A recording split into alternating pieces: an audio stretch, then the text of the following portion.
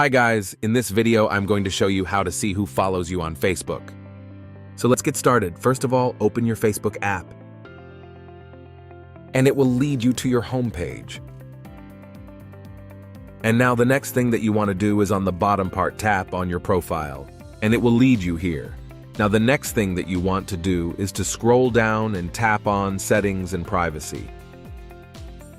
Now in Settings and Privacy, tap on Settings there. And then scroll down and go here to your activity section. And tap on the activity log. Now here in your activity log, you can see the connection section here. Just simply tap on Connections. From here, tap on Followers.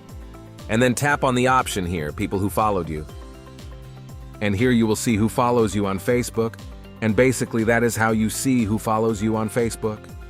If you find this video useful, please show your support with a like. Your feedback is invaluable to us, so feel free to share your thoughts and suggestions in the comments section below. We are eager to hear from you.